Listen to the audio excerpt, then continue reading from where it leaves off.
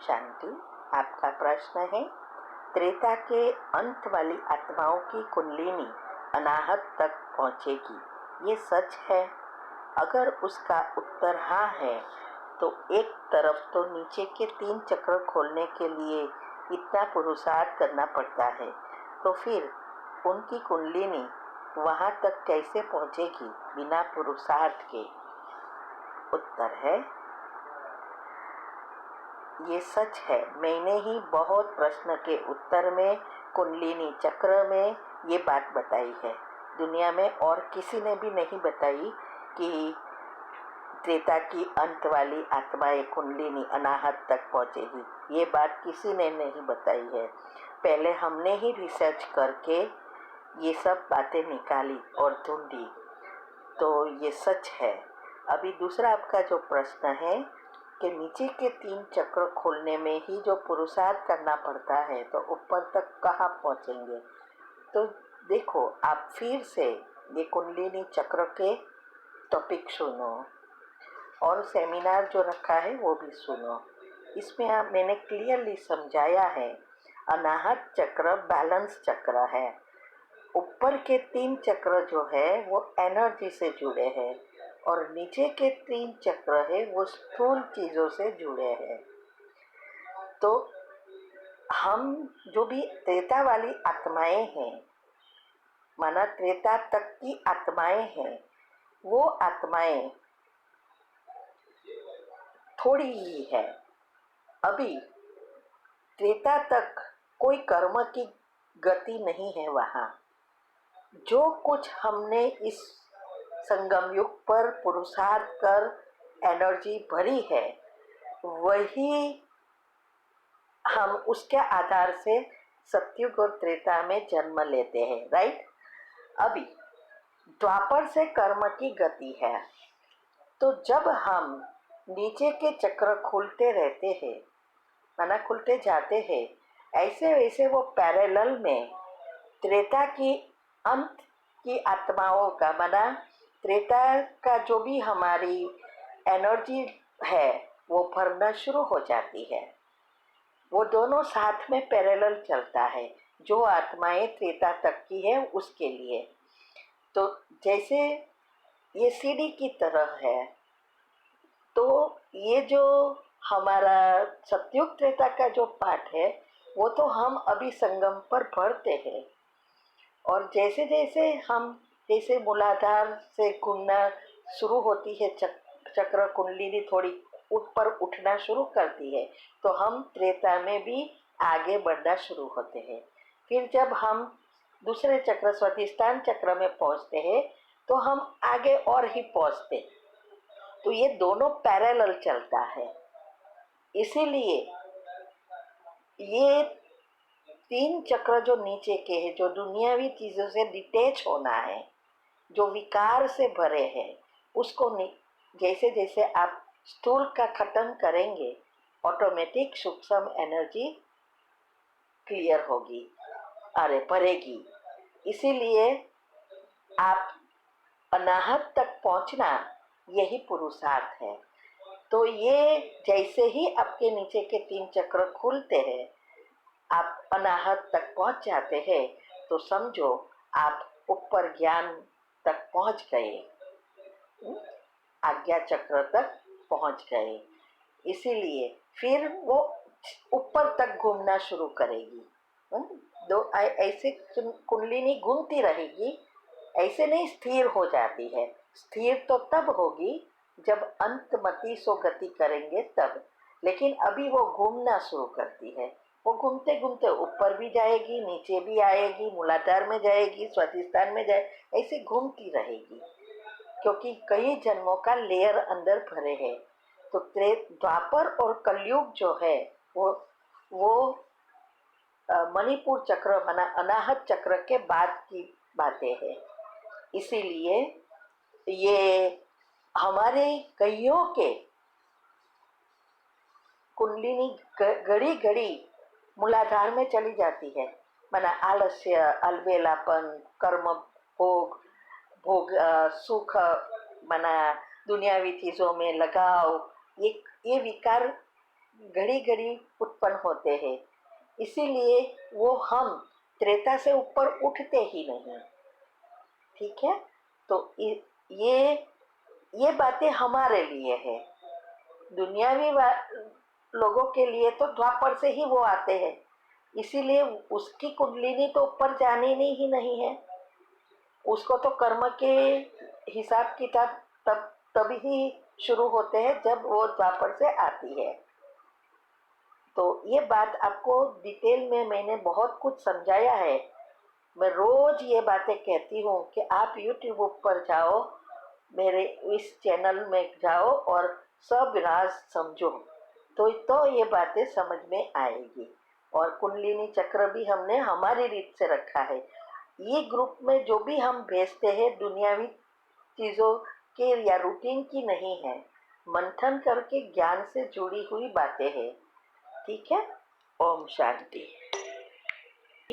आपका प्रश्न है, मेरा पति के मोबाइल के वाईफाई यूज़ करती हूँ, तो आज जब वो शाम को मोबाइल चलाया तो उसके डाटा ख़त्म था, तो उन्होंने मुझे बहुत गंदा गंदा बोला। ओम शांति को लेकर कि भाई बहन के टॉपिक पढ़ के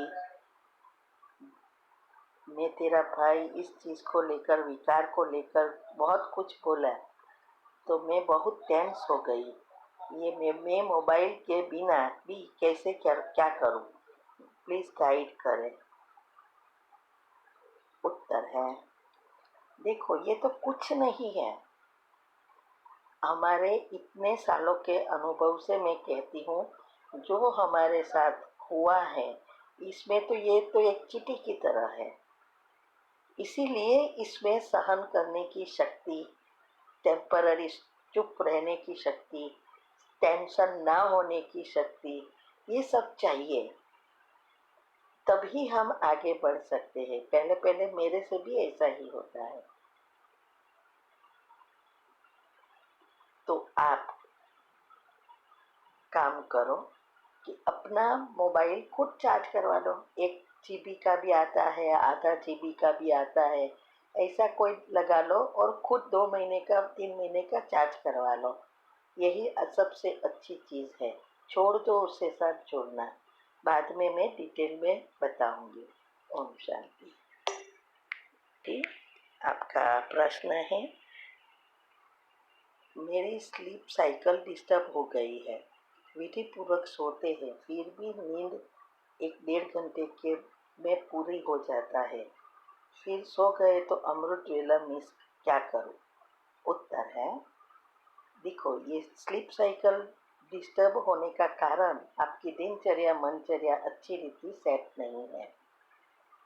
और इसके लिए मैंने यूट्यूब पर रखा है, बीके क्लास सुनो बड़ौदा के, उसमें समझाया है कि क्या करना है और बहुत कुछ बताया है। ये दिनचर्या सेट करने के लिए ये सब बातें एक्यूरेट फॉलो करो, तभी ये निंद्राजीत बनना सबसे बड़ी चीज़ है। स्लीप साइकिल को सेट करने के लिए ये जरूरी है, तो आपको करना है। आप प्रैक्टिकल करो, प्रश्न पूछने से कुछ नहीं होने वाला। ठीक है, ओम शांति। आपका प्रश्न है, बेहद की राजाई मिलती है, ऐसा क्यों कहते हैं? जबकि जन्मों की भी तो लिमिट है, स्वर्ग की भी, फिर भी बेहद शब्द का उसे क्यों कहते हैं, ये समझना है। उत्तर है, देखो हद लिमिटेड, बेहद अनलिमिटेड। द्वापर के बाद जो दान पुण्य से राजाई मिलती है, वो जितना किया है उतना ही मिलता है, जितने कर्म है उतना ही मिलता है। हा? जैसे कि अगर आपने अच्छे कर्म किए हैं तो अच्छे घराने में, राजाई घराने में जन्म मिलता है।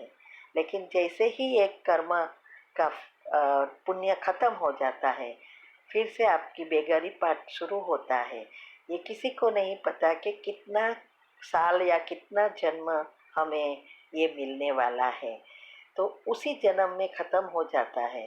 जैसे आप देखो, डीएनए जो लंदन की प्रिंसेस, बहू थी प्रिंस की वाइफ, उसका देखो कितना अच्छा था ना सब कुछ। वो सारी दुनिया उसको चाहती थी, लेकिन छोटी उम्र में उसने सुसाइड कर लिया।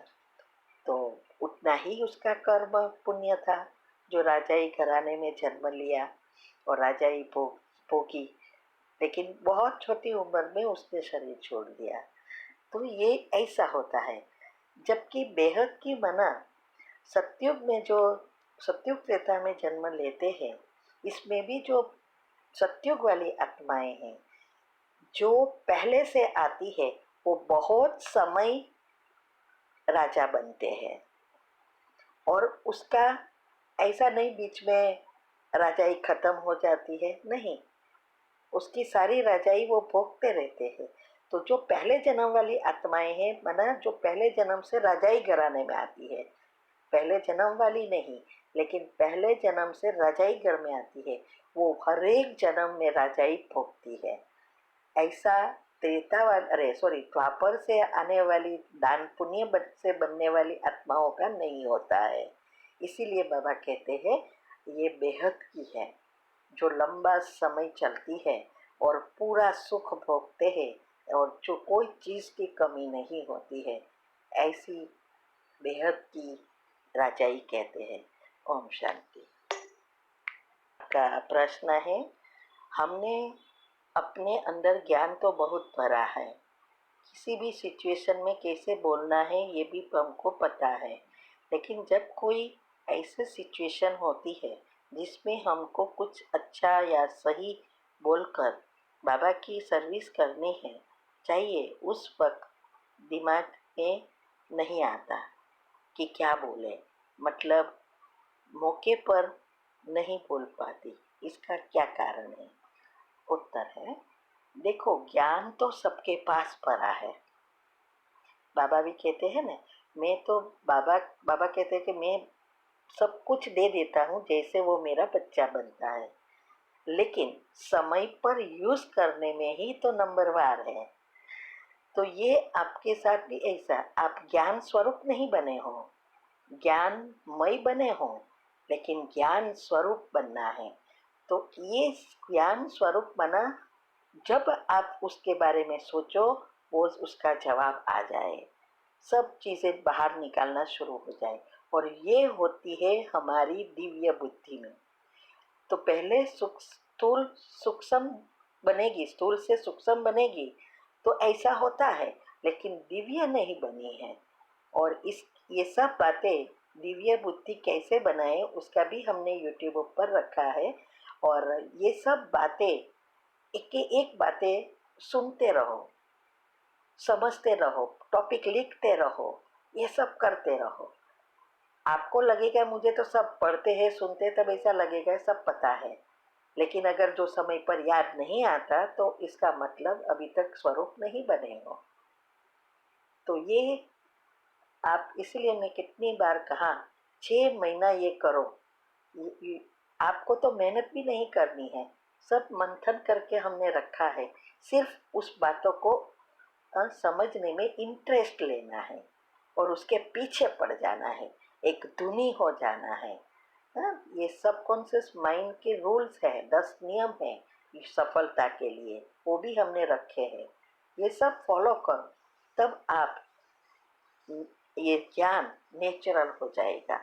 इसलिए बाबा कहते हैं ना, दिल से निकलेगी बातें दिल तक पहुंचती है, बुद्धि से निकली हुई बातें बुद्धि तक पहुंचती है। तो बुद्धि से मना गोख घड़ी घड़ी सुनना है, उसको समझाना है तो हम पढ़ लेते हैं, ये बुद्धि में रहता है। लेकिन जब हमारे अनुभव में आ जाती है, स्वरूप में आ जाती है, तो वो दिल तक पहुंच जाती है, दिल से निकलती है, उसके लिए सोचना नहीं पड़ता। तो ये करना पड़ेगा, ऐसे ही नहीं आएगा। ऐसे तो सब मुरली सुनते तो भी ऐसा लगेगा मुझे तो सब ज्ञान है, तो पता है रोज यही आता रहता है? फिर भी याद नहीं रहता, न समय पर यूज करते हैं।